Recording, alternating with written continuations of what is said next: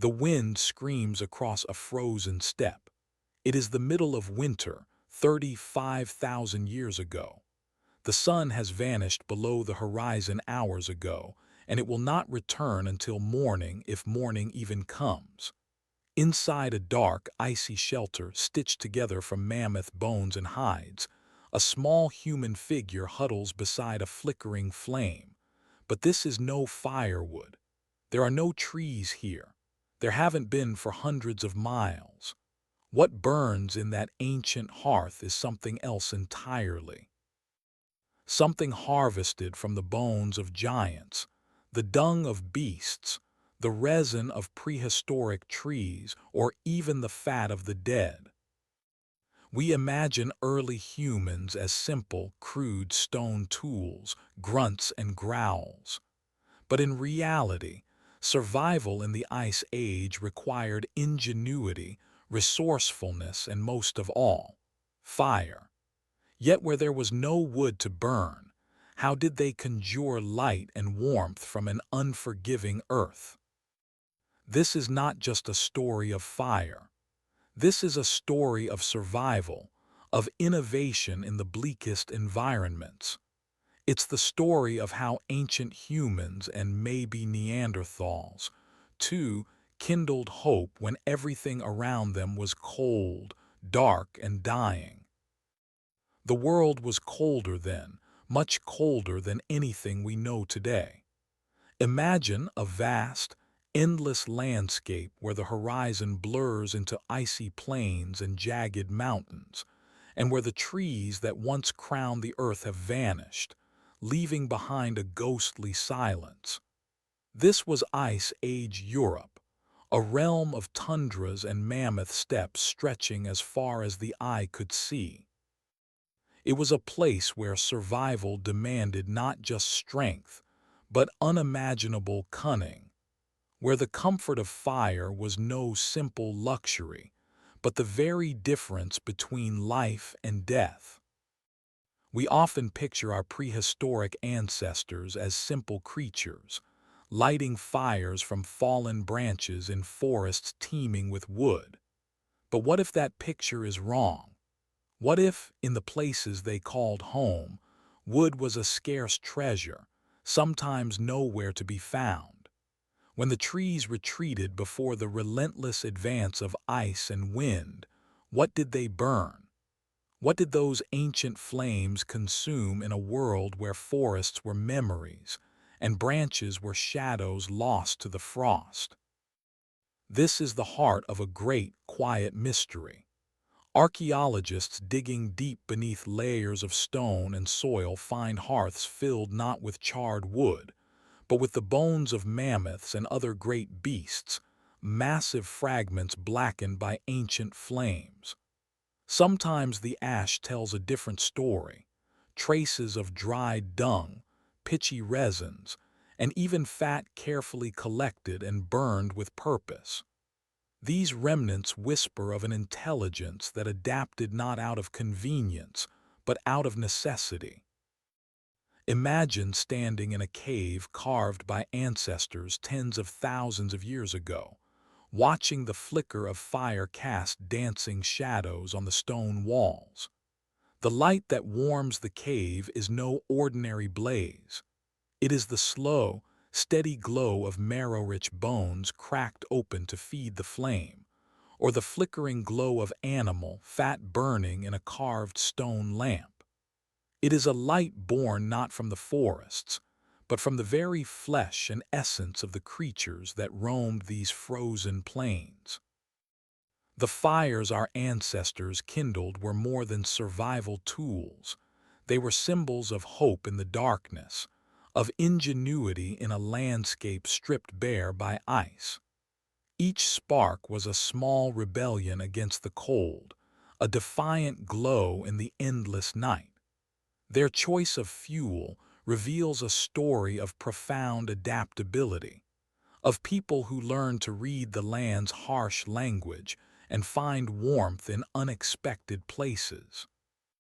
So what did cavemen actually burn when wood was gone? The answer takes us deep into the bone-cracked earth, into the very marrow of Ice Age life. It is a story not just of fire, but of resilience of humans who shaped light and heat from the skeletons of giants, from the Earth's own hidden offerings. It is a testament to the sharpness of the human mind, flickering brightly through the shadows of prehistory.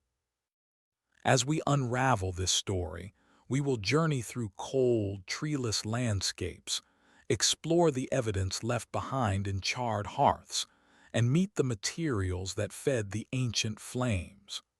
From bone and dung to resin and fat, each fuel tells a tale of survival, ingenuity, and the human will to endure. Together, they paint a vivid picture of life in a world where fire was not just warmth, but the very spark of civilization itself. And so we begin, in the world without forests, where the question of what burns when wood is gone will lead us to understand not only how our ancestors survived, but how they thrived in the most unforgiving of places. Because to understand their fire is to understand the flickering heartbeat of humanity itself. The world of the Ice Age was a place unlike anything we recognize today. Close your eyes and picture vast landscapes stretching endlessly beneath a steel-gray sky, where the ground is hard, frozen, and cracked like ancient pottery. Trees, those familiar pillars of shade and wood, are almost nowhere to be seen. Instead, the horizon is dominated by rolling tundras, sparse grasses, and an eerie stillness broken only by the distant rumble of massive beasts, mammoths, reindeer, and wild horses that roam these treeless steppes. This was the Mammoth Steppe, one of the largest biomes to have ever existed, a sweeping, cold expanse that stretched from the windswept plains of Europe through Siberia, all the way to Alaska. For tens of thousands of years, this was the homeland of our prehistoric ancestors, as well as their Neanderthal cousins. It was a world shaped by relentless ice ages, where glaciers crept slowly but inexorably across the land, carving valleys, scouring forests, and leaving behind a tundra that was too harsh for most trees to survive. Paleobotanists studying pollen trapped in ancient soils reveal a landscape largely devoid of wood. The trees that once thrived in warmer, wetter climates had retreated or died off completely, leaving a sparse scattering of hardy shrubs and dwarf willows struggling against the cold. Without forests, the familiar lifeblood of human fire, wood, was a rare commodity. This absence shaped every aspect of survival. Firewood wasn't lying around in piles, ready to be gathered. It was a precious resource that demanded new forms of ingenuity. For early humans, warmth was a question not just of heat but of raw necessity. To endure the nights when the temperature plunged well below freezing, when the wind howled like a beast through the skeletal remains of trees long gone, they had to adapt or perish. The Mammoth Steppe was paradoxically one of the richest ecosystems for megafauna, but one of the poorest for fuel. Huge herds of woolly mammoths, bison, and horses grazed these plains, sustained by grasses and sedges. Yet the vast bones of these creatures became part of the environment in a way few would expect. They became firewood. Imagine standing beside a fire where the crackling is not from burning logs, but from the slow smoldering of massive bones, marrow-rich and dry, radiating heat long after the flames have faded. This was not an easy fuel. It required knowledge: how to break bones without losing precious marrow, how to dry them for optimal burning, and how to manage the smoke and embers in the confines of a cave or shelter. Glacial cycles only deepen these challenges. During colder periods, the ice sheets advanced, pushing forests farther south and freezing the soil deep into permafrost. In warmer interglacial moments, brief and fragile, forests might edge back north, offering a temporary respite of wood. But for much of the Ice Age, those moments were fleeting, and the treeless tundra ruled supreme. Scientists reconstruct these ancient climates through a patchwork of evidence. Ice cores from Greenland revealing atmospheric dust and temperature fluctuations. Fossils of plants and animals painting a picture of a harsh, open world, and archaeological sites where charred remains hint at how our ancestors eked out their existence. This evidence shows that the challenge was twofold. They were not just fighting against the cold, but against the scarcity of resources needed to keep that cold at bay. Understanding this landscape reshapes how we think about the human story. This wasn't a world of endless forests where firewood was abundant and warmth assured. It was a world where fire was a fragile thread woven from bone, fat, and the dry dung of beasts. To survive here, early humans had to be master scavengers, keen observers, and innovators. They read the land not for wood, but for every possible source of fuel hidden in plain sight.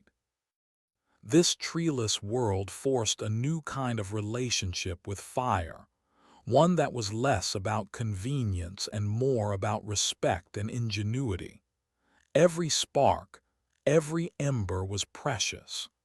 The fire had to be managed carefully, tended like a living thing, because the next chance to refuel could be days, even weeks away. As the sun dipped below the horizon in these ancient landscapes, plunging the world into long, cold nights, fire was not simply warmth or light, it was survival itself. The environment demanded that early humans look beyond the familiar, adapt in profound ways, and transform the raw materials of their frozen world into flickering hearths of hope. In this stark, beautiful wilderness, where the trees had all but vanished, our ancestors forged a new path. Their fires did not burn wood, but life itself, bones of giants, the dung of great beasts, fat rendered from meat, and through these flames they held the darkness at bay. This was the crucible in which human resilience was tested and tempered, setting the stage for the remarkable story of adaptation and survival that would echo through millennia. And as we step deeper into this world without forests, we will discover the extraordinary ways fire was kindled and sustained, a story of human ingenuity etched in ash and bone, revealing not only what they burned but who they were. The next chapter will take us even closer to the hearth, unveiling the materials and methods that turned scarcity into warmth and darkness into light. For most of us, the image of fire instantly conjures wood. The flickering blaze of burning logs, dry, crackling, and glowing red, is so deeply embedded in our minds that it feels eternal, timeless, and universal. We carry this vision almost unconsciously. Campfires surrounded by shadowy figures, hearths glowing in cozy homes, and forests offering an endless supply of fuel. This idea, that wood is the natural, default material for fire, has become a modern myth, born from centuries spent in temperate, forested landscapes where trees were plentiful and easily gathered. But step beyond this familiar world. Imagine the endless white plains of the Arctic tundra or the barren, windswept steppes of the Ice Age. Here, the soft embrace of forests is gone, replaced by treeless horizons, frozen earth, and a silence so profound it seems to hold its breath. In these stark environments, the notion of firewood as an infinite resource evaporates. Wood, if it exists at all, is rare, small, or buried beneath snow and ice for much of the year. For our prehistoric ancestors living in such places, firewood was not a birthright or a default choice. It was a luxury that could not be counted on. The truth, as archaeological and ethnographic research reveals, is that throughout history, human beings have consistently adapted to their environments by burning whatever fuel the land could provide. Across deserts, tundras, high mountains, and arid plains, firewood was often either scarce or non-existent. Instead, alternative fuels, bones, animal fat, dried dung, peat, and resin, were harvested and used with knowledge that was practical, learned, and essential to survival. Take the Arctic, for example. Indigenous peoples such as the Inuit and the Sami have lived for thousands of years in environments far harsher than our temperate woodlands, where trees are few and far between. The Inuit, dwelling in the polar extremes, often relied on burning seal oil in small, stone lamps called quiliks, not logs, to provide warmth and light during the interminable darkness of winter. These lamps were masterpieces of adaptation, designed to maximize heat and light from scarce resources. The fuel, harvested from the very animals that sustained them, was as precious as life itself. Further east, the Nenets of Siberia survive in a land where forests thin out into tundra, and trees, if present, are dwarfed and twisted by cold winds. For centuries, the Nenets herders have burned dried reindeer dung to create slow, steady fires that can last for hours. This dung, compacted and dried, offers a dense, long-lasting fuel that produces minimal smoke, a critical advantage when sheltering inside small tents or huts. The practice of collecting, drying, and carefully rationing this material reflects a deep understanding of the environment's limits and possibilities. These ethnographic examples are more than curiosities. They provide powerful windows into the past. They show us that our prehistoric ancestors, living in ice-age tundras or mammoth steppes, could not rely on firewood alone. Just as Arctic peoples today, they adapted by using what was available. Their firewood was not logs and branches, but bones, fat, dung, and resins, materials that at first glance might seem unlikely, even grotesque. Yet these fuels were their lifeline. The idea that wood is the eternal, universal fuel is largely a product of temperate zone thinking, a worldview shaped by landscapes dominated by forests. It's an assumption that blinds us to the ingenuity and adaptability of humans living in environments where wood was a rare commodity or absent altogether. Even in modern contexts, people living in high altitude or dry regions often rely on alternative fuels. In Tibet's remote plateaus, yak dung has long been baked into bricks and stockpiled to burn throughout bitter winters. This practice, like the Nenets' dung fires, turns an unlikely material into essential heat and light.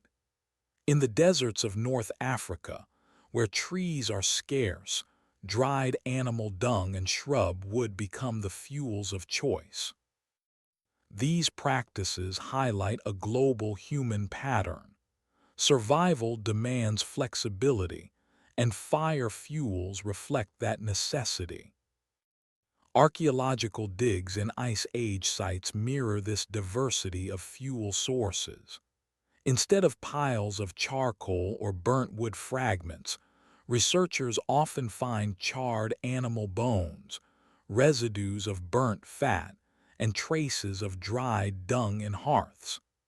This evidence speaks to a complex system of fuel use, one that was deeply intertwined with hunting practices and the consumption of large mammals. The bones of mammoths, bison, and reindeer weren't just food. They were raw materials, fueling the fire that made survival possible in frozen wastes.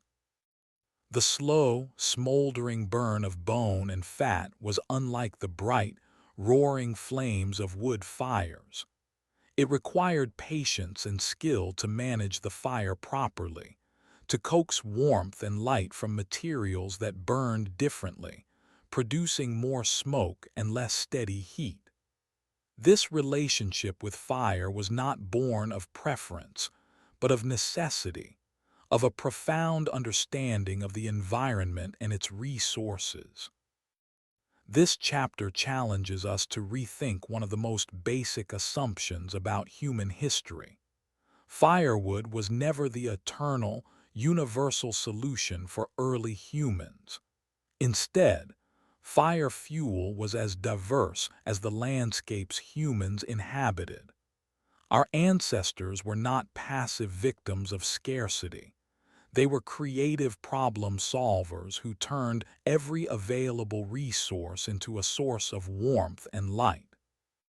The myth of eternal firewood fades in the cold light of Ice Age reality, replaced by a deeper appreciation of human resilience and ingenuity.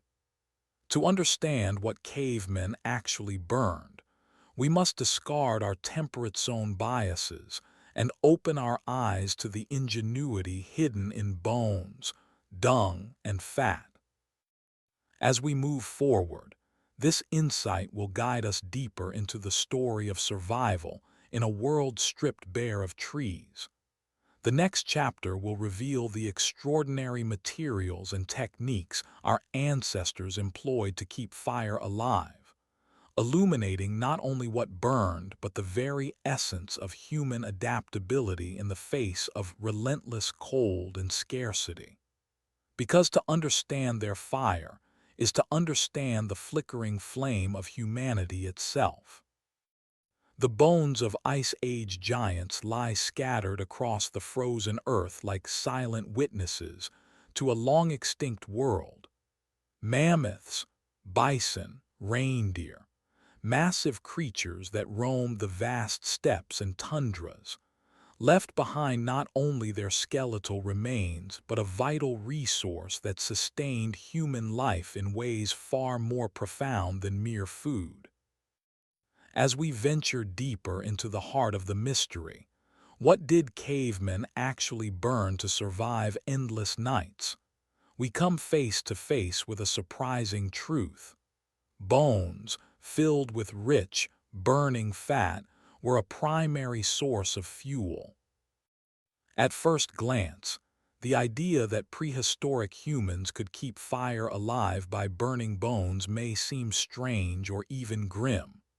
We instinctively picture firewood, logs stacked, branches snapped, and dry twigs collected from forest floors. But this image fits only part of the story and, more importantly, the wrong environment. In Ice Age Europe, where wood was scarce or absent, the marrow-rich bones of megafauna became not just a supplement but often the main fuel for fires. Archaeological excavations at sites like Pavlov and Dolní Věstonice in the Czech Republic reveal something remarkable. Hearths from these ancient settlements are filled not only with ash and charcoal, but with charred fragments of large animal bones.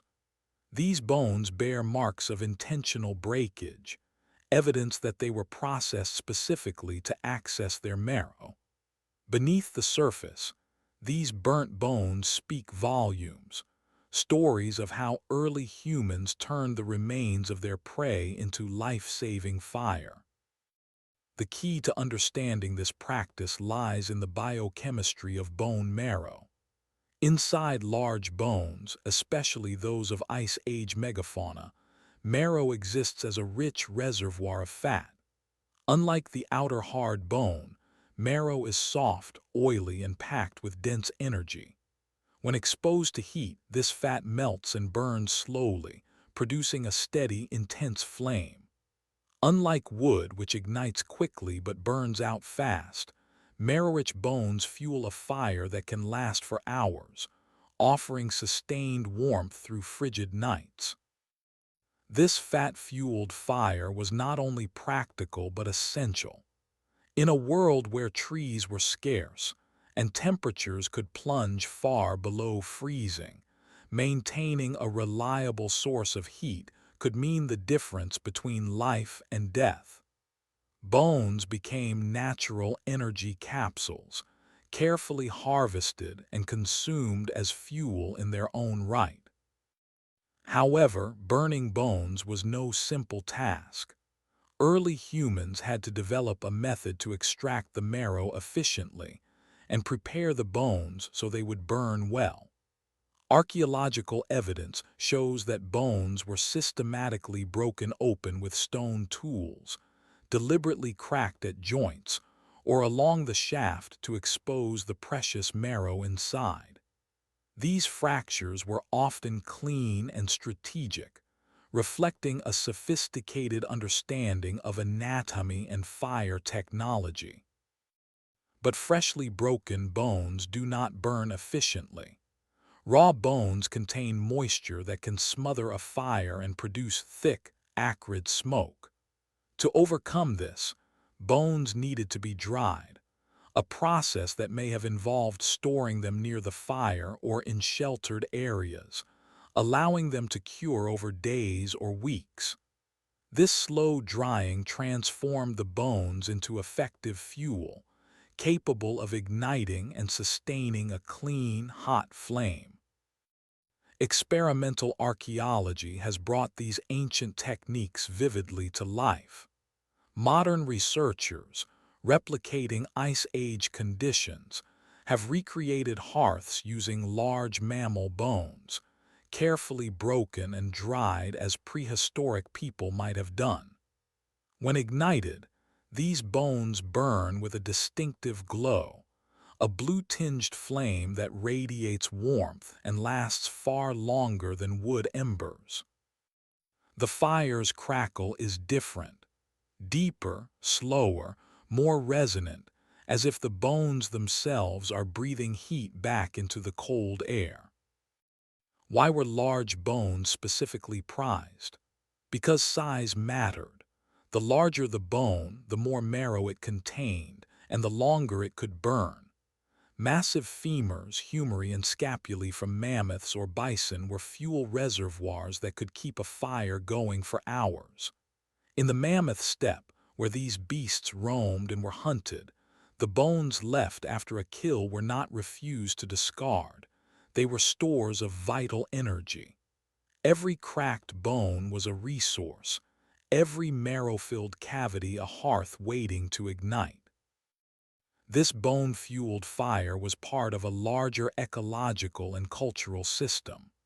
Hunting megafauna was a risky endeavor that demanded skill, planning, and cooperation. But the rewards extended beyond meat. The bones, once stripped of flesh, were salvaged and repurposed to fuel fires that provided warmth, cooked food, and protected communities from the harsh night. The hearth, lit by burning bone fat, became a gathering point, a source of comfort and security amid the Ice Age's relentless cold.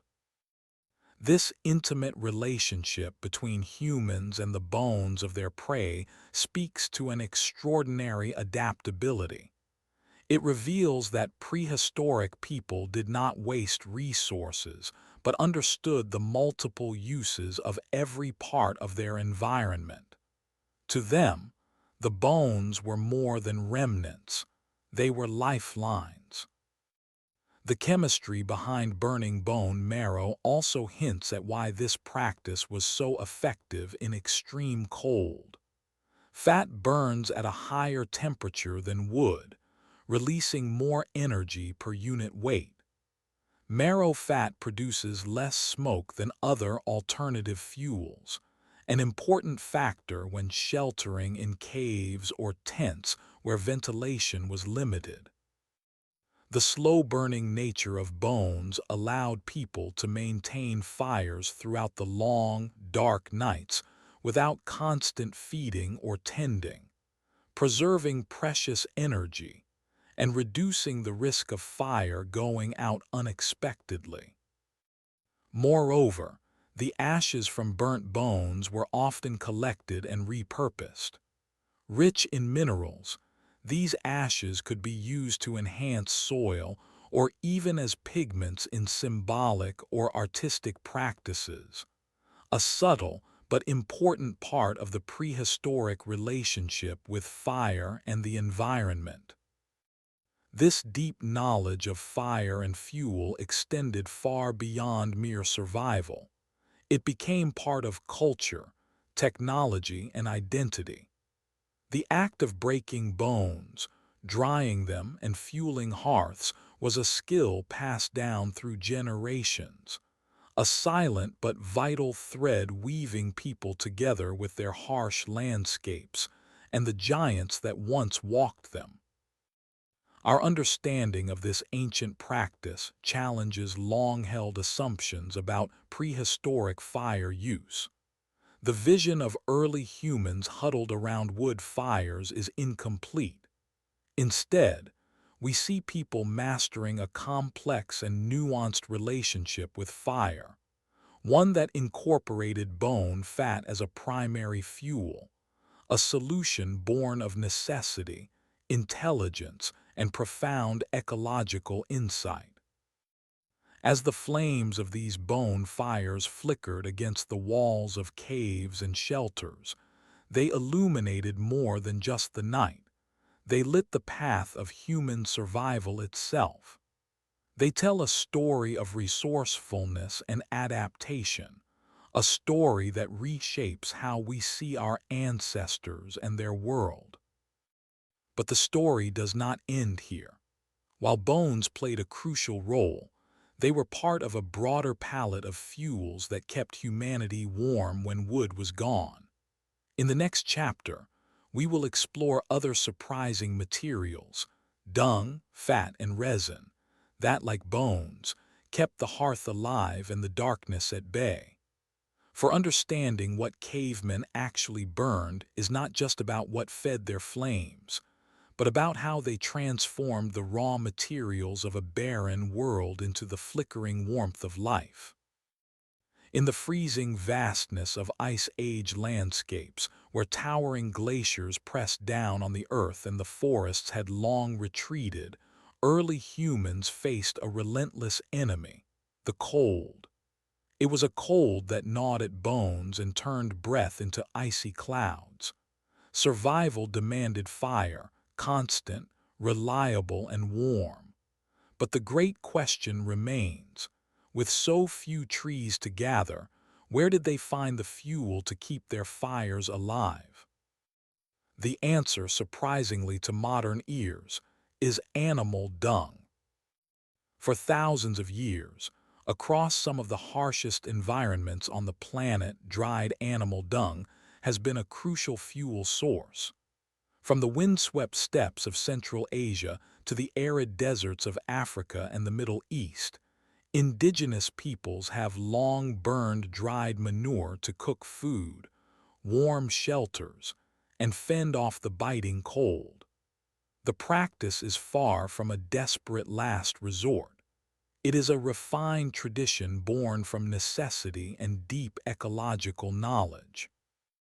Prehistoric humans, living amid herds of enormous Ice Age beasts, harnessed the continuous cycle of dung left behind by these animals, transforming waste into life-sustaining fire.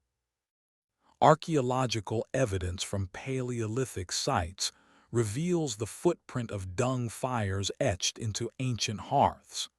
In caves and open-air campsites, researchers uncover layers of blackened sediment mingled with charcoal and the telltale residue of burnt dung.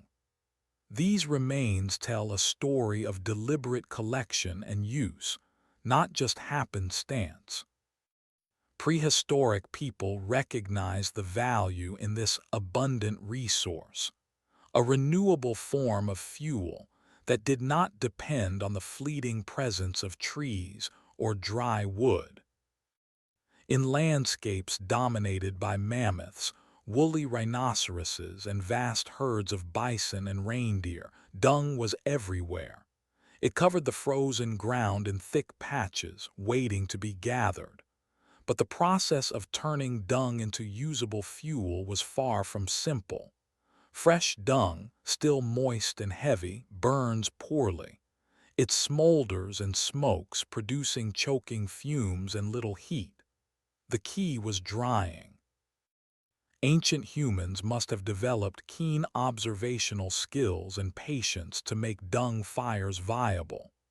They would collect fresh dung and leave it to dry, spreading it thin under the sun's feeble warmth during the short summers, or stacking it near the edges of fires to cure.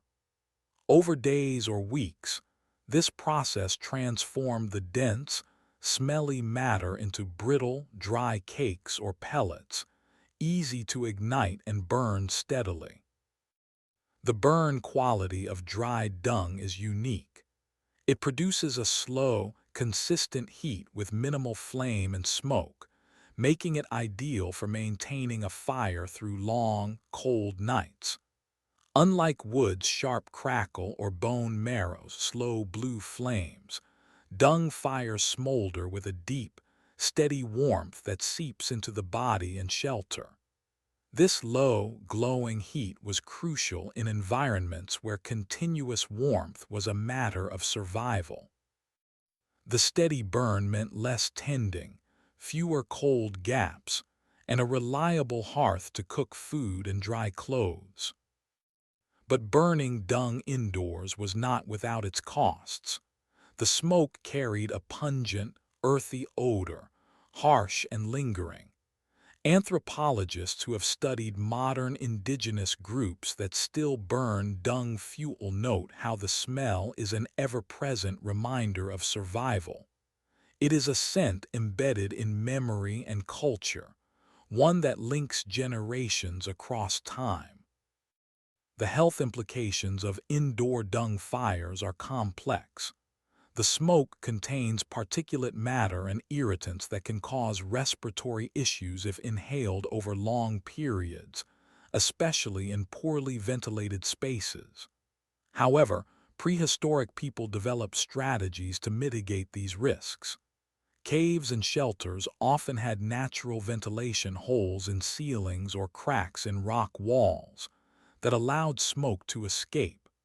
In some cases, fires were placed near entrances or in outdoor hearths with cover overhead. Ethnographic parallels show how modern users of dung fuel avoid heavy smoke buildup by controlling fire size and airflow. Interestingly, the smoke from dung fires may have provided unexpected benefits. Some studies suggest that dung smoke repels insects and parasites, which would have been a welcome side effect in Ice Age environments teeming with biting flies and other pests. In this way, dung fires became not only a source of heat, but a protective barrier against the small dangers that compounded the hardships of prehistoric life. The act of gathering dung also reveals a subtle but profound connection between humans and their environment. It required knowledge of animal behaviors and migration patterns, understanding where herds passed, where dung would accumulate, and when it would be dry enough to harvest. This was a form of ecological intelligence, a deep attunement to the rhythms of Ice Age nature. Humans did not just take from the land, They engaged in a complex relationship of observation and adaptation. This connection is echoed in the social dynamics surrounding fuel collection and fire tending. Gathering dung may have been a communal task, involving entire groups or families. Sharing fuel resources, managing storage, and rotating fires to keep embers alive likely reinforced social bonds. Fire itself was central to community life, a source of warmth, safety, and gathering. The scent of dung smoke, despite its harshness, was a constant companion in this social ritual of survival. Dung's value as fuel challenges modern assumptions that firewood has always been the default or preferred fuel. In many environments, wood was a luxury, scarce and precious. Prehistoric humans demonstrated remarkable flexibility and ingenuity, turning to every available resource to keep their fires burning. The use of dung was part of a broader, ingenious system of survival that included burning bones rich in marrow fat, collecting animal fats and resins, and even harvesting frozen fats stored in the ice. The story of dung fires is also a story of resilience and innovation. In a world stripped of forests and dominated by cold, dry steppes, survival depended on transforming what others might discard into something precious. The once invisible cycle of dung became a lifeline, a constant, renewable source of warmth amid desolation. As the embers of dried dung smoldered in the hearths of Ice Age caves, they cast a glow not just on the stone walls but on the human spirit itself, a testament to the power of adaptation and the intimate bond between people and the environment. This humble fuel carried the scent of survival, the slow burn of endurance, and the warmth of life amid endless nights. But dung was only one piece of the puzzle. Alongside bone marrow and dung, other remarkable fuels, animal fats, resins, and frozen fat deposits, played crucial roles in prehistoric fire management. Understanding what cavemen burned is to understand how they transformed scarcity into survival, darkness into light, and cold into warmth. Our journey into this hidden world of Ice Age fuel will continue, revealing deeper layers of human ingenuity and the extraordinary relationship between fire, environment, and survival. Beneath the sparse, windswept landscapes of the Ice Age, where towering forests had long receded and the earth lay battered by relentless cold, early humans turned to nature's hidden treasures to fuel their fires. These were not the easy kindling of thick branches or sun-dried logs. Those were luxuries in a world dominated by tundra, steppe, and scattered scrubs. Instead, our ancestors learned to seek out the secret, resinous powers buried in roots, bark, and sticky pitch. These materials burned hot and fast, igniting the hearths of prehistoric camps and revealing an extraordinary knowledge of fire chemistry and environmental resourcefulness. In regions where shrubs were stunted and trees were scarce, the key to survival lay beneath the surface. Pine roots, thick with sticky resin, burrowed into the earth, storing the very essence of combustible energy. Unlike the brittle wood above ground, these roots offered a concentrated, highly flammable fuel. When harvested and dried, they ignited with a bright flame that could sustain heat longer than most surface plant matter. The pungent aroma of burning resin filled the cold air, a scent both harsh and strangely comforting, a signature of the Ice Age fire. Pine resin itself was a remarkable substance. Seeping from injured bark, it accumulated as a fragrant, viscous liquid known as pitch. Early humans discovered that this sticky resin was not only excellent for starting fires, but also for practical uses far beyond warmth.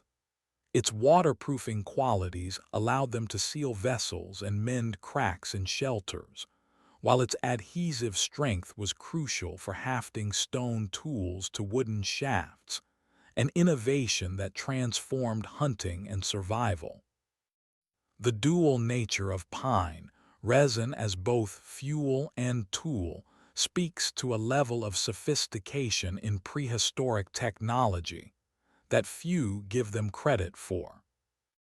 Birch bark, another vital component in this ancient fire kit, played a complementary role. Its paper-thin layers peeled away like natural tinder, igniting quickly even under damp conditions.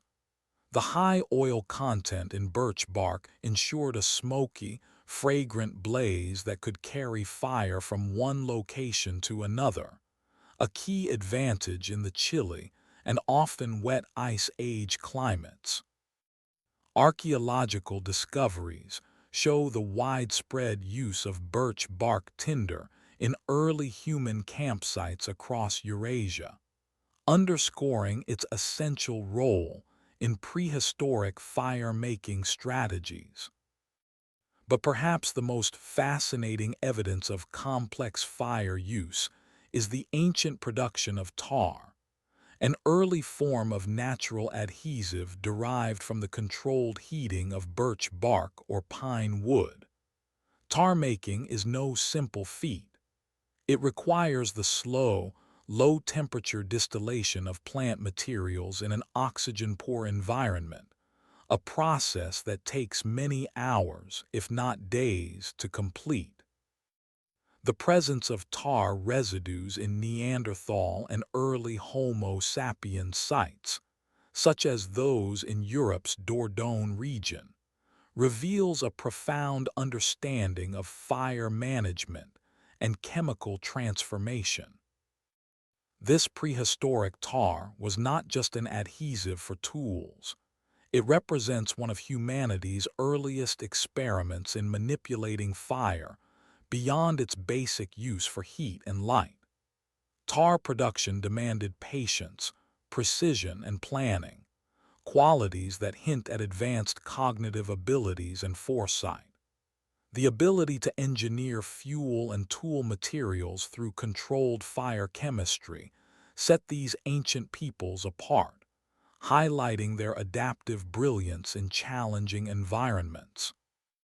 In campsites nestled within the rugged Ice Age landscapes, layers of burnt resin, charred roots, and tar traces tell a story of sophisticated fuel engineering. Early humans carefully harvested resin-soaked roots and stumps, dried them to optimize burn quality, and combined these with birch bark tinder and animal fats to maintain long-lasting fires. This multi-fuel strategy was essential in ecosystems where conventional firewood was scarce or absent. The burning of resinous roots and pitch offered several advantages beyond mere heat.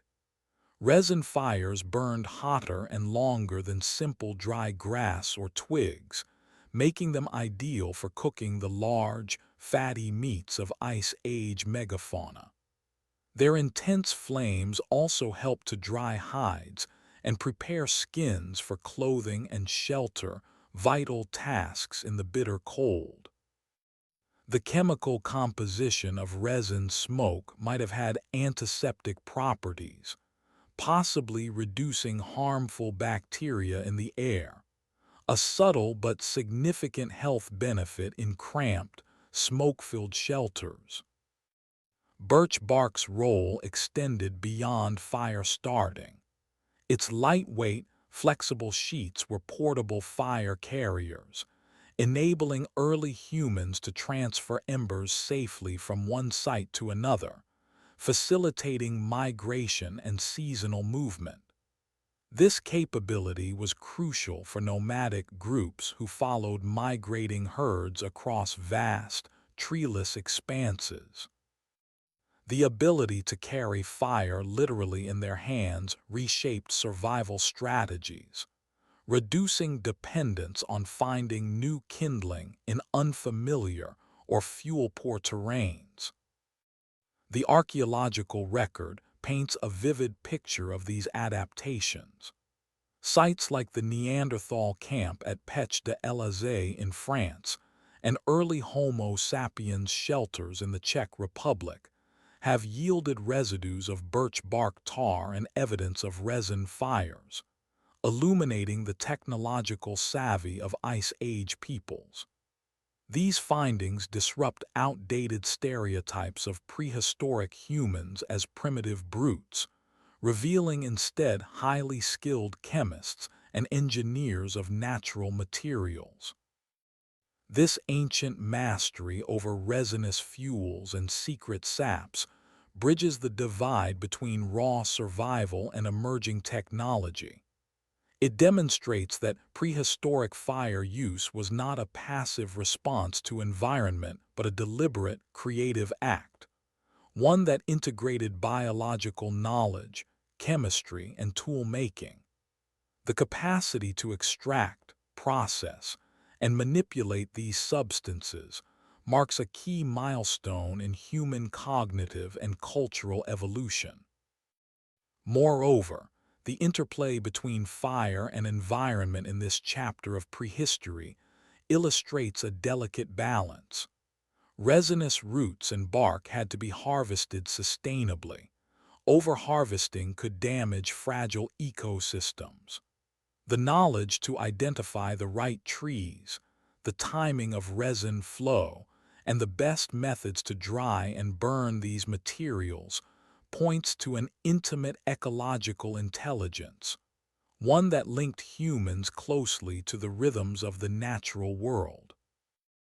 As the resin fires blazed within Ice Age shelters, their flickering light revealed more than warmth.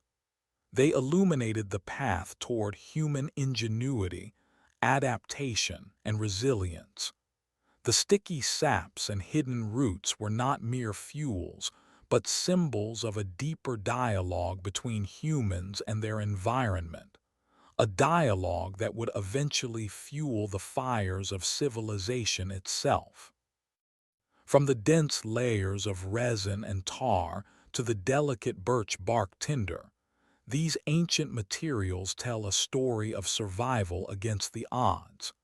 They whisper of fires carefully tended on long, frozen nights, and of a species learning to harness nature's chemistry in remarkable ways. They remind us that even in the bleakest landscapes, human creativity finds a spark. As the chapter closes, the trail of fire leads onward, toward new discoveries, new fuels, and ever greater control over the elemental force that shaped humanity's destiny.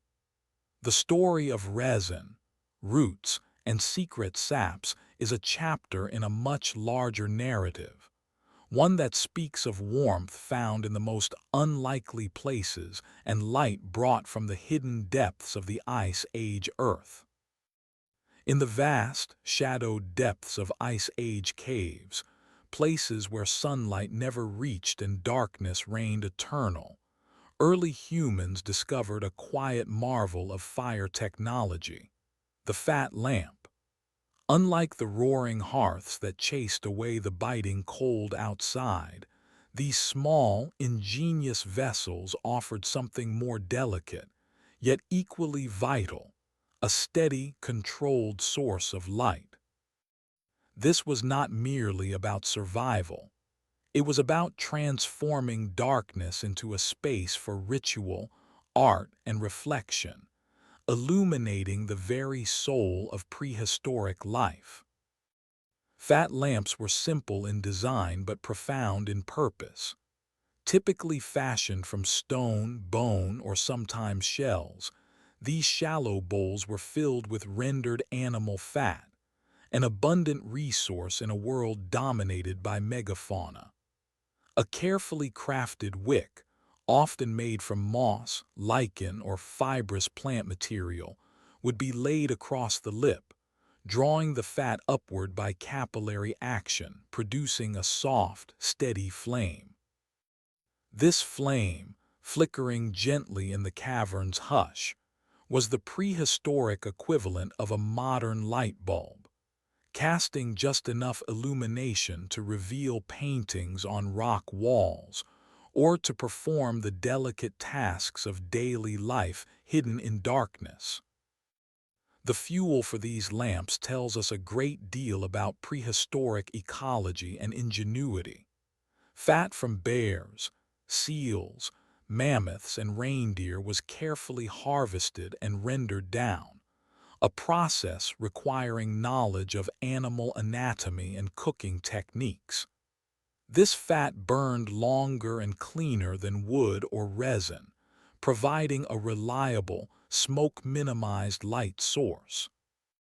Particularly in caves like Lascaux and Chauvet, cathedrals of Ice Age art, fat lamps were essential to illuminate the intricate images that continue to captivate us tens of thousands of years later. But these lamps were more than practical tools. Their presence in deep cave chambers, far from everyday living spaces, suggests a symbolic dimension to fire's use. The flickering lights brought to life images of bison, horses, and mysterious hand stencils, hinting at rituals, storytelling, and perhaps even spiritual beliefs. In these dark sanctuaries, fat lamps allowed prehistoric humans to enter a different realm, where fire became a bridge between the tangible world and the unseen. Creating a fat lamp was an act of craftsmanship and understanding. Selecting the right container, usually a naturally hollowed stone or a shaped piece of bone, was just the beginning. Rendering fat required precise heating to separate it from connective tissue without burning it, preserving its ability to burn cleanly. The wick had to be porous and absorbent but also slow burning, a delicate balance of natural materials. Together, these components formed a technology refined through trial, error, and generations of accumulated knowledge. The long-lasting flame of a fat lamp was ideal for use in confined, smoke-sensitive spaces like caves and shelters. Unlike wood fires, which could quickly fill small spaces with choking smoke, fat lamps produced minimal emissions, creating safer environments for humans to gather, craft tools, or perform ceremonies. The warm glow also had psychological effects. A sense of security, companionship, and continuity in a harsh, unpredictable world. The use of fat lamps reflects a shift in human relationship with fire, from mere survival to control and symbolism. Fire became not just a physical necessity but a cultural tool, shaping social structures and shared experiences. The flickering light enabled communication in the dark, fostered artistic expression, and perhaps even sparked early forms of spirituality. This interplay of light and shadow created a space where humans could reflect on their existence, express identity, and connect with something larger than themselves. Archaeological evidence from sites across Europe supports this vision. Stone lamps with traces of animal fat residues have been uncovered in caves as far apart as France, Spain, and Russia. At Lascaux, multiple lamps found near the painted chambers suggest a deliberate effort to illuminate the art and the space. Similarly, in Chauvet Cave, The distribution of lamp remnants correlates with the placement of some of the earliest known cave paintings, underscoring the connection between light and creativity.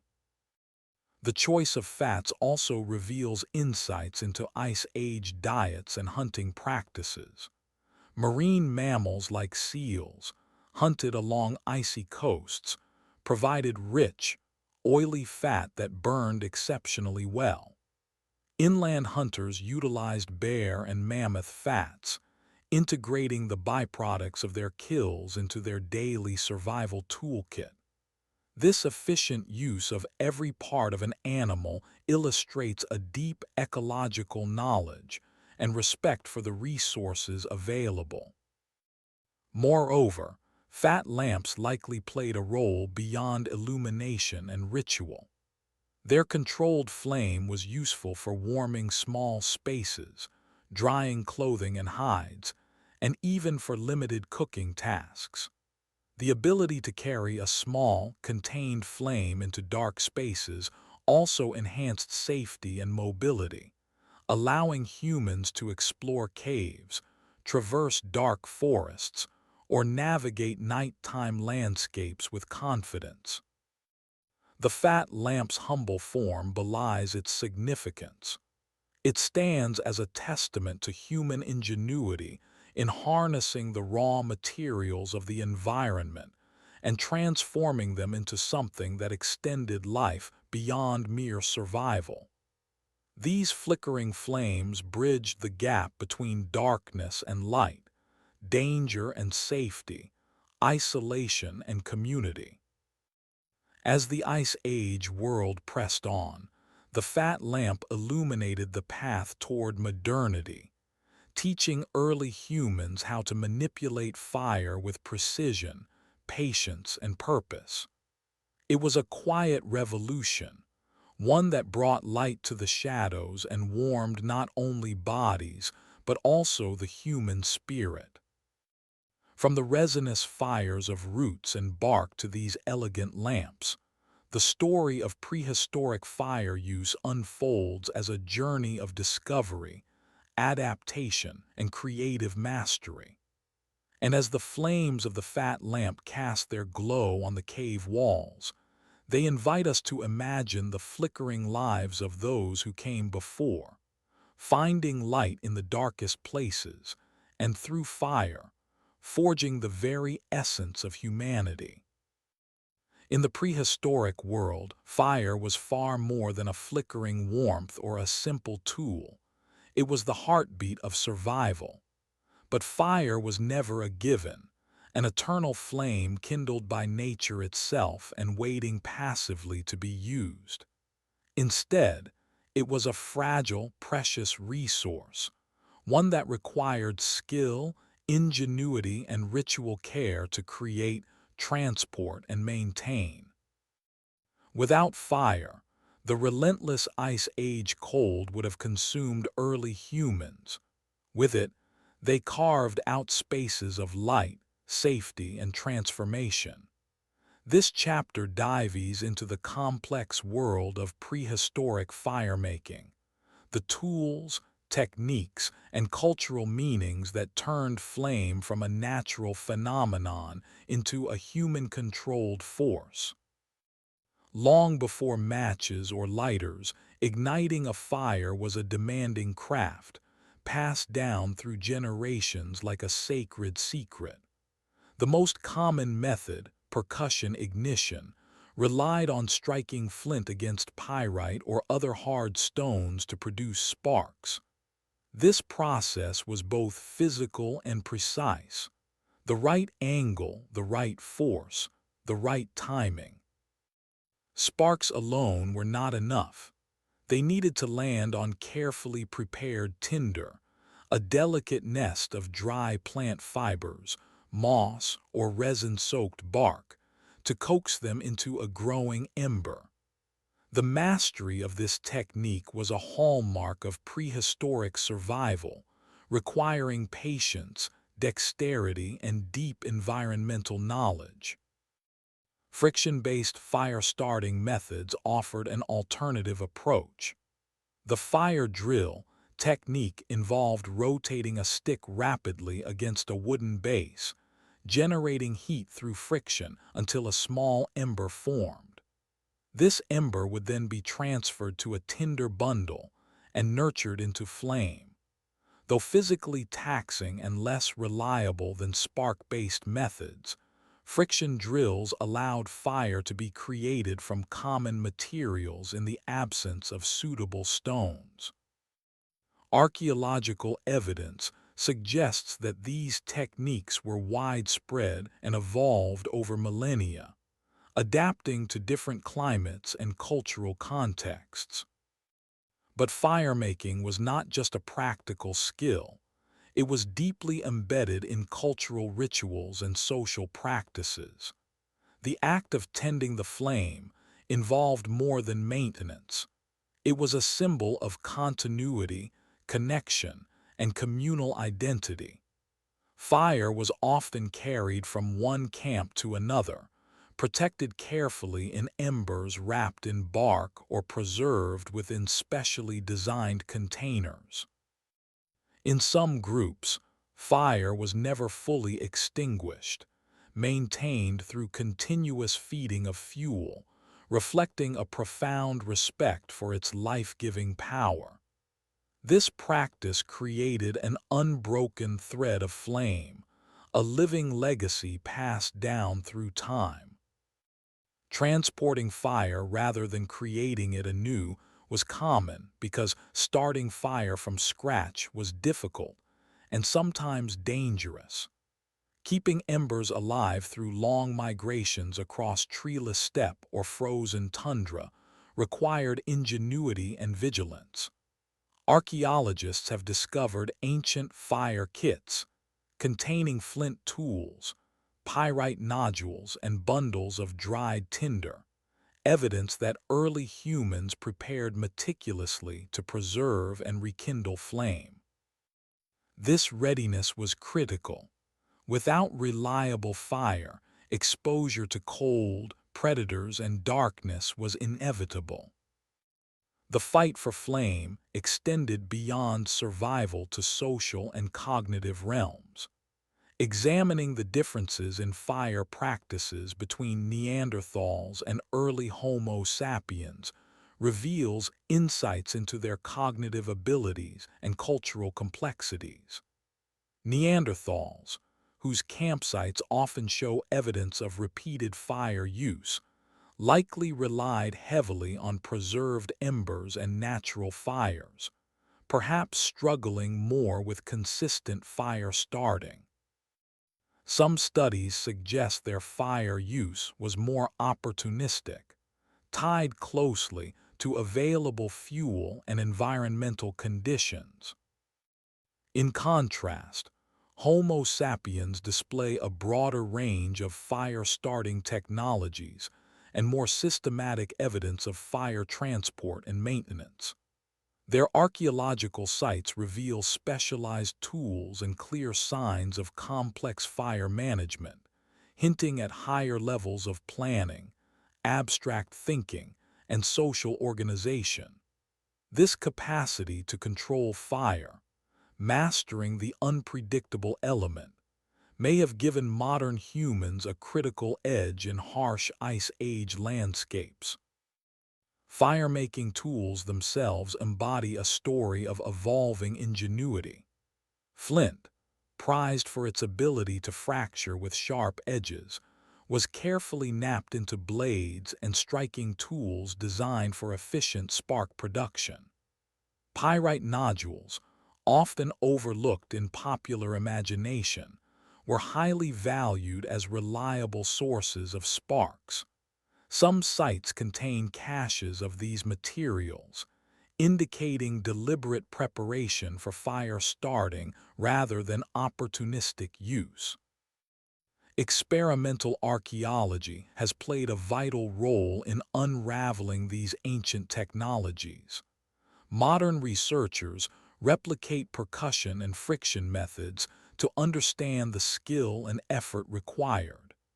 These experiments reveal that starting a fire could take hours, and failure was common, highlighting why carrying embers was often preferred. The sensory experience, the sharp strike of flint, the smell of burning tinder, the delicate patience as sparks catch, connects us to the lived reality of prehistoric fire makers.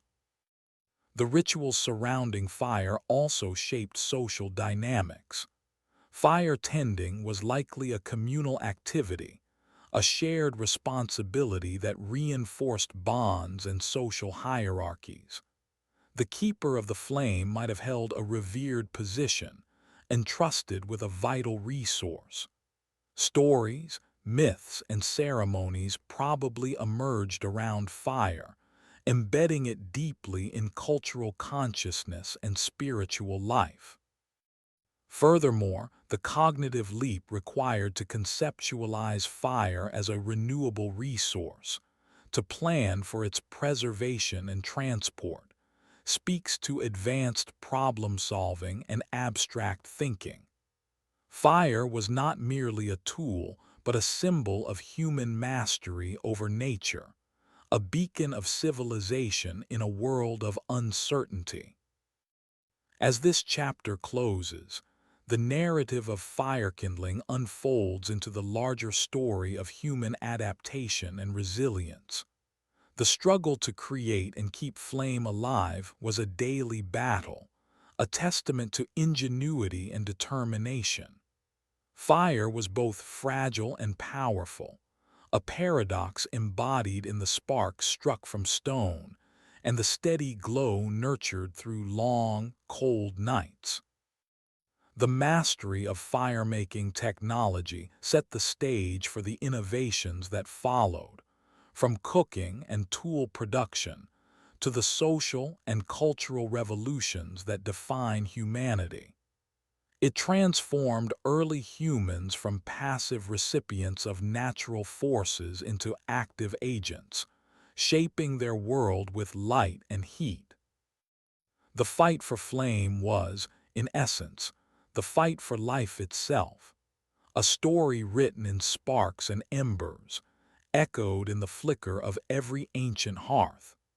And as we turn the page to explore how fire illuminated Ice Age shelters and transformed human spaces, we witness not only survival but the dawn of human creativity and culture. In the deep hush of Ice Age nights, long after the sun had sunk below jagged horizons, early humans gathered around their flickering hearths. But these fires were far more than sources of warmth or light. They were the crucibles in which identity, community, and culture were forged. As embers glowed and shadows danced across cave walls, the ancient art of cooking became inseparable from the art of belonging, a shared ritual that connected individuals to each other and to their environment. This chapter invites you into those moments where fire and food intertwined, revealing how burning mammoth bones and simmering fats shaped not only what Ice Age humans ate, but who they were. Cooking with fire was revolutionary. The transformation of raw meat into tender, digestible nourishment changed diets and bodies alike. But beyond the biological benefits, fire-centered cooking was a social glue. Around the hearth, stories were told, knowledge passed down, and alliances strengthened. This intimate space became a theater of human connection, where the crackle of bone-fueled flames echoed the rhythms of communal life. In environments where wood was scarce and fuel precious, the choice of what to burn directly influenced cooking methods, and by extension, diet. The marrow-rich bones of mammoths, reindeer, and other megafauna were not just lifelines for heat but essential components of the cooking process. These large bones, carefully broken and dried, provided a slow, sustained heat perfect for roasting or simmering. Imagine the rich aroma of mammoth fat slowly melting, its oily richness infusing stews or roasted meat, a sensory experience that must have been deeply satisfying after a day's hunt. Anthropological studies of modern hunter-gatherer societies offer compelling parallels. Among the Inuit, for example, animal fats and bones serve both as cooking fuel and dietary staples, enabling long periods of warmth and sustenance in an unforgiving climate. Similarly, the Kalahari San use bone fires to slow-cook tough game, turning otherwise inedible meat into nourishing meals.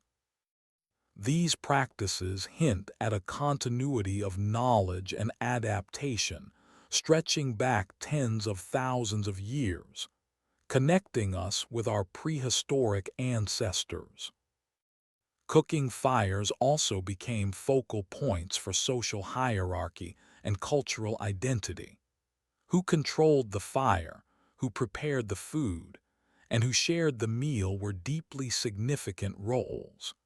Fire management demanded skill and responsibility, and the ability to provide cooked food elevated status within groups. Sharing the spoils of a mammoth hunt around a bone-fueled fire was more than sustenance. It was a ritual affirmation of belonging and survival. Fire's role in identity formation extended to storytelling and ritual. The flickering light of the hearth was the stage on which myths and histories were narrated, binding communities through shared memory and belief. The walls of caves like Lascaux and Chauvet, illuminated by fat lamps and hearth fires, bear witness to this intertwining of fire, art, and culture. These images of animals and handprints suggest that firelight helped shape not only physical but symbolic worlds, providing a backdrop for early human spirituality and collective identity. The chemistry of cooking over bone fires also shaped taste and nutrition. Slow roasting over marrow-fueled embers breaks down collagen and connective tissue, making tough Ice Age meats more palatable and nutritious. Fatty soups simmered in carved bone vessels would provide essential calories, especially critical during long, cold winters. The combination of burning fat-rich bones and cooking techniques created a unique culinary ecology adapted to the scarcity and demands of Ice Age landscapes. Archaeological remains give glimpses of these prehistoric meals. Burnt bones with cut marks, charred cooking pits, and residues of fats and proteins on stone tools and pottery fragments all testify to complex culinary practices. These traces suggest not only hunting prowess, but also an intimate knowledge of fuel properties and cooking methods, skills passed down as part of cultural tradition. The social fabric woven around fire extended beyond immediate family units. Campsites and shelters became centers of interaction, exchange, and cooperation. Cooking fires drew groups together, fostering communication and collaboration essential for survival. The heat and light created safe spaces to negotiate alliances, resolve conflicts, and reinforce social norms. The act of cooking, therefore, was deeply embodied and multisensory, a fusion of sight, smell, sound, and taste that engaged all senses and emotions. The warmth of the fire, the scent of roasting meat, the glow of flames reflected in eyes, all combined to create experiences that were remembered and retold, echoing across generations. In many ways, fire-centered cooking laid the groundwork for the evolution of human culture itself. It shaped dietary habits, social structures, and symbolic systems. The fire was a hearth not just for food but for ideas, identities, and relationships.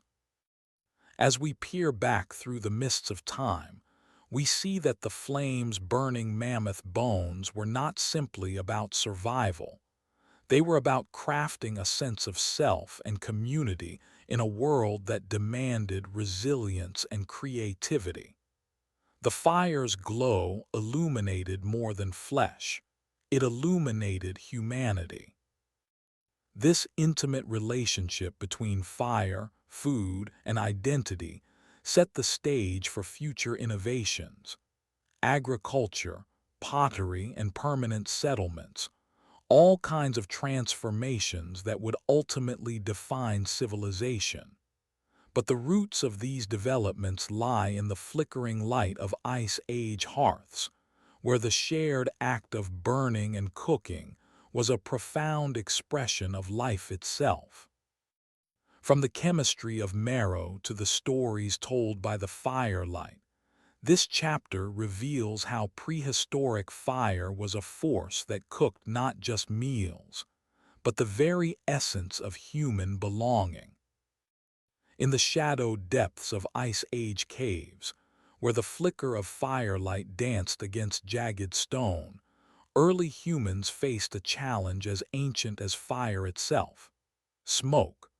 Burning bones rich in marrow or animal dung to fuel their hearths produced not just warmth and light but thick, acrid smoke, a complex byproduct that demanded ingenious solutions.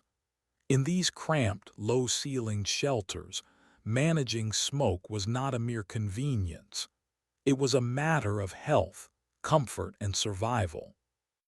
This chapter opens a window into the intimate, everyday world of prehistoric life, revealing how our ancestors adapted their caves and behaviors to control smoke and create livable sanctuaries amid the harsh Ice Age wilderness.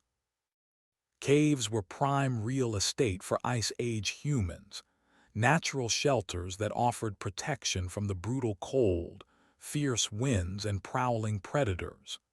Yet these spaces came with their own set of problems. Unlike open-air fires, indoor hearths trapped smoke in confined spaces, turning shelters into smoky chambers that could irritate eyes, lungs, and spirits. The pungent scent of burning bone marrow or dung, essential fuels in treeless landscapes, permeated the air, making smoke management a daily concern. Archaeologists studying Paleolithic caves have long puzzled over how these ancient people coped with such smoky conditions. The answer lies partly in the strategic placement of hearths and the architectural features of caves themselves. Many cave sites, such as those at the famous Upper Paleolithic settlements of France and the Czech Republic, show evidence that hearths were located near natural cracks or fissures in the rock, ventilation points where smoke could escape. These subtle airflow channels functioned as primitive chimneys, allowing toxic gases to dissipate while preserving warmth and light. But ventilation was not solely a product of cave geology. Early humans adapted their living spaces by design, shifting sleeping and cooking areas to maximize comfort and minimize smoke exposure. Some archaeologists suggest that groups rotated their use of cave zones, alternating between smoky hearth areas for cooking and better ventilated spaces for rest. This behavioral adaptation speaks to a nuanced understanding of their environment, balancing the necessities of fire with the imperative of clean air. Soot patterns on cave walls provide compelling clues about these spatial dynamics. Thick deposits of black carbon trace the contours of hearths, their shapes revealing where fires burned brightest and longest. In some caves, Soot accumulates high on walls or near vents, indicating where smoke rose and escaped. In others, smudges appear near entrances or cracks, suggesting intentional use of airflow to clear smoke. These physical markers are silent witnesses to the delicate dance between flame and air, light and shadow. The interplay between smoke and social life was intimate and immediate. Smoke not only threatened health but influenced daily rhythms, when and where people cooked, slept, and gathered. Managing smoke was thus both a practical and social act. Gathering near a hearth was a sensory experience filled with the acrid tang of burning fat, the warmth on chilled skin, and the ever-present cloud of smoke that curled and twisted above. It required cooperation, communication, and shared knowledge to maintain a space that was both hospitable and functional. The chemical nature of bone and dung smoke further complicated these challenges. Burning bone marrow released a dense, oily smoke rich in particulates and pungent odors, while dried dung produced a slower burning but strong-smelling smoke containing ammonia and other irritants. Both fuels were vital for survival in environments where wood was scarce, but both demanded careful management inside enclosed spaces. Interestingly, evidence suggests that prehistoric humans may have used the smoke itself to their advantage. Smoke acts as a natural insect repellent, discouraging biting flies and other pests that could plague living quarters. In this sense, smoke became a double-edged sword, unpleasant and dangerous in excess, yet protective in measured doses. The balance struck by Ice Age communities highlights an early form of environmental engineering, where risk and reward were finely calibrated. The physical effort of maintaining a hearth in these conditions was significant. Removing ash, replenishing fuel, and tending embers required constant attention. The risk of respiratory issues was real, and chronic exposure to smoke likely affected health in ways we are only beginning to understand. Yet the fire's benefits, warmth, light, cooked food, social gathering, were essential, outweighing the discomfort. Comparisons with more recent indigenous cave dwellers offer illuminating parallels. Groups in Central Asia and North Africa who continue to use indoor dung fires report similar challenges and strategies. Careful placement of fires near vents, rotating living spaces, and enduring smoky conditions as part of life's fabric. These ethnographic examples bridge millennia, reminding us that managing fire and smoke is a universal human endeavor. The story of smoke control also intersects with the evolution of human cognition and social structure. Successfully managing a smoky cave environment required foresight, planning, and communication, traits that underpin complex societies. Decisions about where to place fires, how to design shelters, and when to rest were collective, negotiated, and culturally transmitted. The archaeology of smoke is subtle but profound. While fire and ashes survive in the record, smoke leaves ephemeral traces, soot stains, mineral deposits, and microscopic residues that require modern scientific techniques to detect. These investigations have expanded our understanding of how prehistoric people transformed hostile environments into livable spaces, using a combination of natural features and learned behaviors. As night deepened in those Ice Age caves, the crackle of bone-fueled hearths and the curling ribbons of smoke painted an atmospheric scene of human endurance and ingenuity. The low ceilings did not silence the flickering flames. Instead, they enclosed a world where light and dark, warmth and suffocation, life and risk intermingled in daily existence.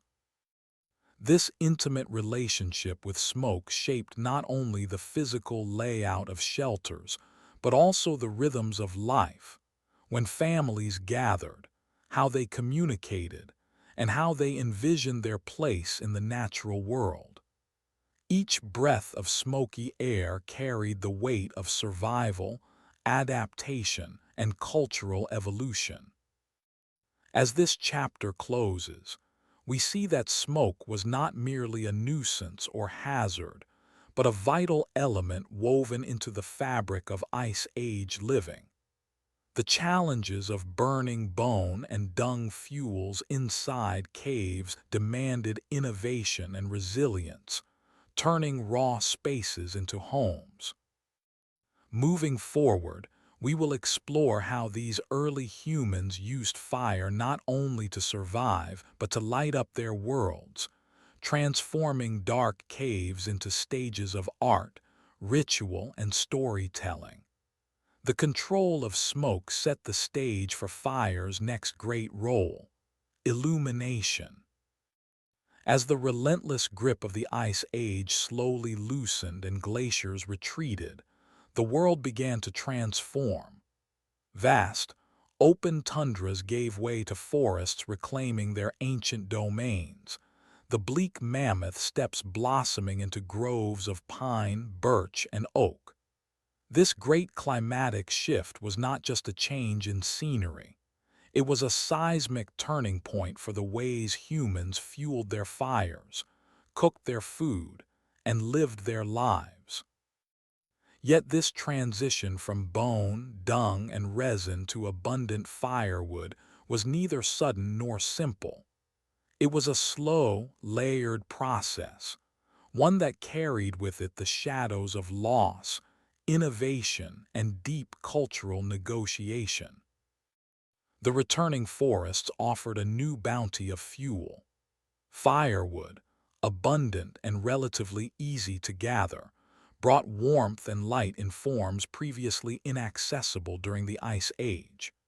Branches, logs, and twigs ignited quickly, provided steady heat, and filled the air with the familiar scent of burning wood, a smell that now feels inseparable from the idea of fire itself.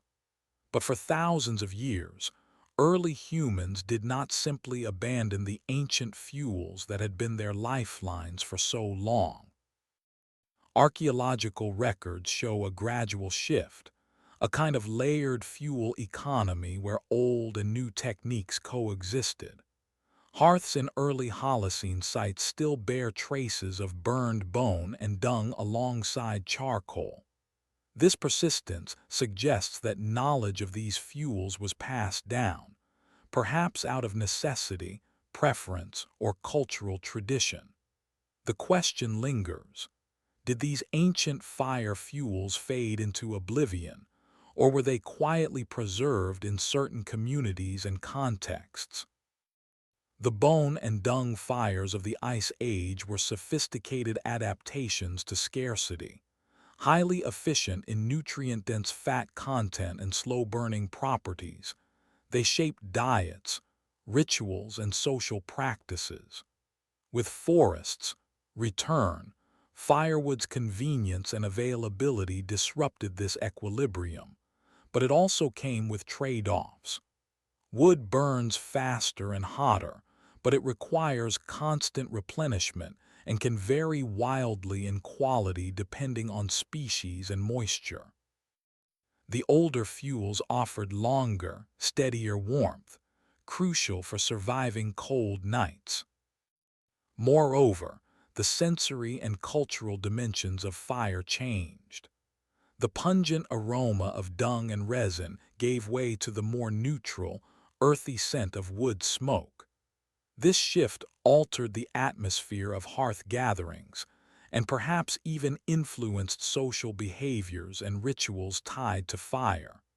Could the loss of bone and dung fires mean a loss of cultural memory, an erasure of ancestral wisdom encoded in smoke and flame? Sustainability emerges as a subtle but urgent theme in this transition. Wood, for all its abundance, is a resource vulnerable to overharvesting.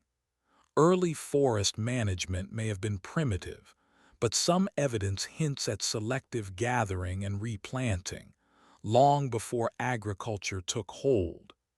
In contrast, burning bones and dung was a form of fuel recycling, utilizing every part of hunted animals, leaving little waste behind. This circular fuel economy was sustainable in ways modern societies might envy. Human adaptability shines in this chapter, not as a simple narrative of progress, but as a complex dialogue between innovation and tradition. Some groups embraced wood with enthusiasm, while others clung to older methods where environmental or cultural factors favored them. This balance reflects the tension that always colors human technological change, the push to optimize and the pull to preserve. Anthropological parallels abound. Many indigenous groups today maintain mixed fuel strategies, combining wood with dung, peat, or plant resins depending on season, availability, and ritual needs.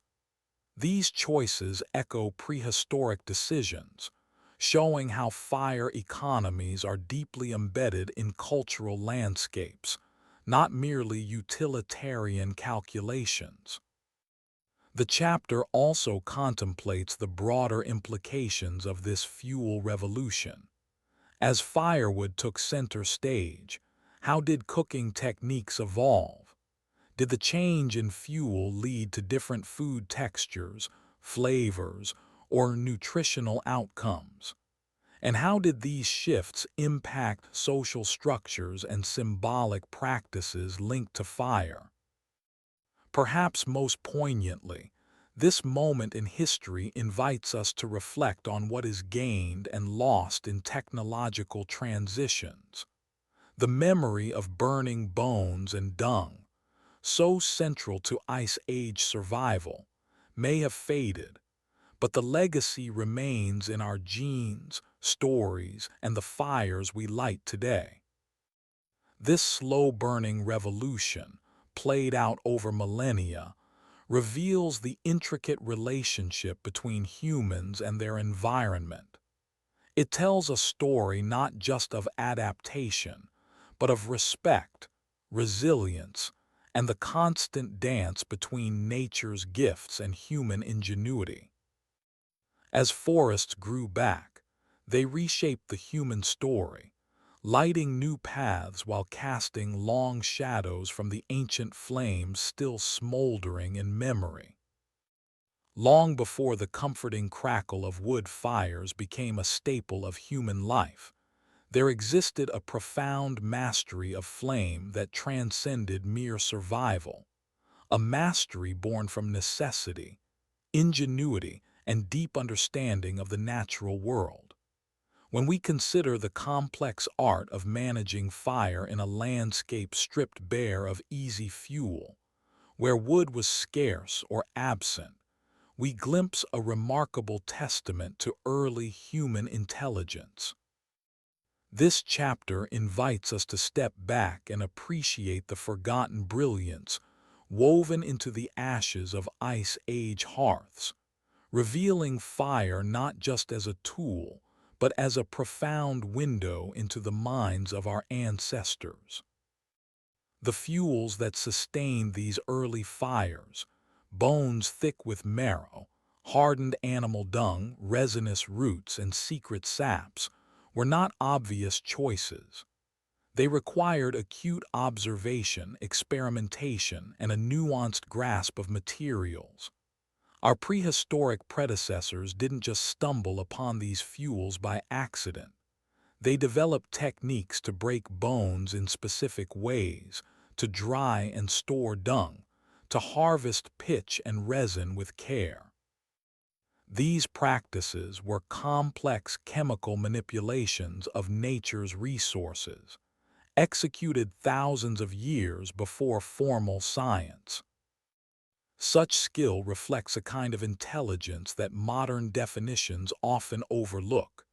It was a knowledge built on memory, passed down through generations, not just of how to create fire, but of what to burn, when, and where.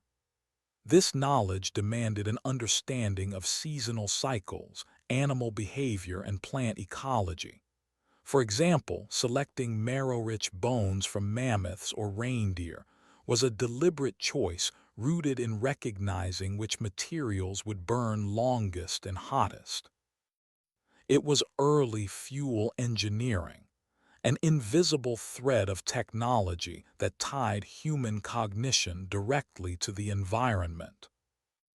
This intricate firecraft also speaks to early symbolic thinking. Fire was not just a physical necessity. It shaped social bonds, spiritual practices, and identity. The selection and preparation of specialized fuels may have carried cultural meaning, ritual significance, or even status. Who held the knowledge to create the perfect flame? Who controlled the sacred marrow fires that warmed the clan? Such questions remind us that fire was embedded in the social fabric, an extension of human culture and creativity. Neanderthals, often underestimated in popular imagination, emerge powerfully in this narrative. The evidence from archaeological sites shows they too mastered complex fire fuels. This challenges outdated notions of Neanderthals as brutish or primitive. Instead, we see them as keen observers and skilled engineers of their environment, possessing cognitive capacities comparable in many ways to early Homo sapiens. Their ability to harness bone, fat, and resinous substances indicates a sophisticated mental toolkit, one that included planning, abstract thought, and cultural transmission. Moreover, the management of fire in fuel-scarce environments demanded not only individual intelligence but social cooperation. Gathering and preparing specialized fuels required collective effort, hunting megafauna, processing bones, collecting dung, and storing these materials. Such activities fostered communication, shared labor, and cultural traditions. Fire became a communal resource, a catalyst for social cohesion and collective survival. This chapter also encourages us to reassess the concept of progress in human history. The story of fire fuel use isn't a simple linear march from primitive to advanced. It's a tapestry of adaptation, innovation, and continuity. The remarkable ability to sustain fire through bone and dung in the harshest conditions stands as a powerful reminder that intelligence is not just about tools or technology, but about the intimate relationship between humans and their environments. In a world starved of wood, the early mastery of alternative fuels was an extraordinary cognitive achievement, one that resonates with the essence of human creativity and resilience. It reminds us that intelligence is not just about inventing new things, but about deep knowledge, adaptability, and respect for the intricate web of life. As we reflect on the forgotten intelligence of flame, we honor a legacy far richer than mere survival. We celebrate a profound dialogue between humans and fire, a story of mind and matter intertwined in the crucible of prehistory. This chapter closes with an invitation to look beyond the simple spark and see fire as a mirror reflecting the earliest sparks of human thought, culture, and identity. The flames that burned in the bones and dung of Ice Age hearths illuminate not just our past, but the very nature of what it means to be human. In the dim glow of a flickering cave fire, shadows dance along ancient walls, weaving stories etched not just in stone but in the very air, whispers of ancestors who sat here tens of thousands of years ago. They huddled close, the warmth radiating from hearths fueled not merely by wood but by bones heavy with marrow, dried dung, resinous roots, and secret saps. These flames carried more than heat. They bore the weight of survival, ingenuity, and memory. As the smoke curls upward and fades into the darkness, so too does the faint trace of a remarkable human story, one of adaptation to scarcity, of resilience born not from abundance but from profound creativity. We have journeyed through the frozen tundras and treeless steppes of the Ice Age, uncovering the fuels that made life possible when firewood was a rare treasure. Every charred bone and crumb of pitch tells a story of observation, experimentation, and knowledge handed down through generations. These early humans didn't just burn. They crafted a complex dance with nature, finding energy hidden in the earth and bodies of the beasts they hunted. Their fires were the pulse of their existence, a fragile but fierce heartbeat in a world of relentless cold and scarcity. But this story is not just ancient history. It resonates deeply with our own time. Today, as the modern world grapples with an energy crisis and the daunting challenges of climate change, we face a different but no less urgent scarcity. Fossil fuels deplete, forests vanish, and the search for sustainable energy grows ever more pressing. Yet, the lessons from our ancestors flicker still in the embers of their ingenuity. They teach us that scarcity can be met not with despair, but with elegant, intimate solutions, fuel economies built on deep knowledge of place, resourcefulness, and respect for the environment. Their approach was holistic, nothing wasted, everything repurposed.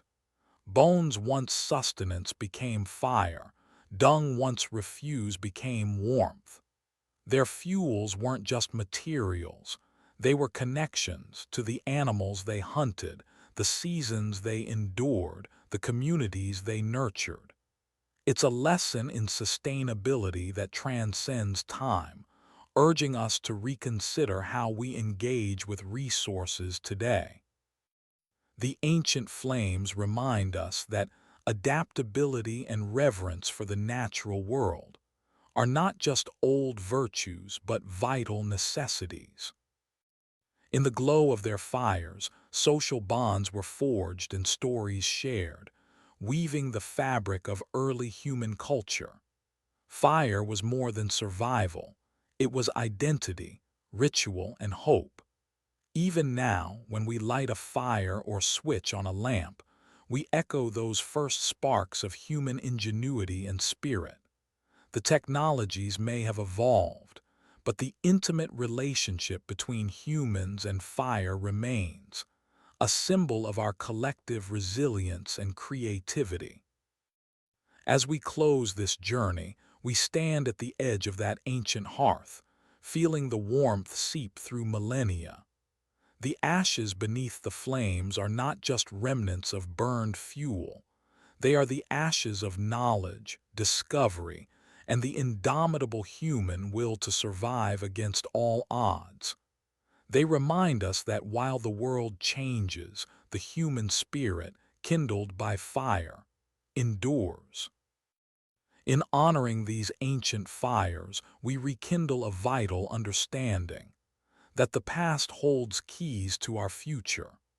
The challenges we face today demand the same boldness, creativity, and deep environmental wisdom that our ancestors displayed. Their story is a beacon, urging us to light our own fires not just for warmth or light, but as acts of connection to history, to nature, and to each other. And so, beneath the canopy of stars, in the quiet glow of the cave's dying embers, the human spirit still glows, steady, enduring, and alive. The fire burns on,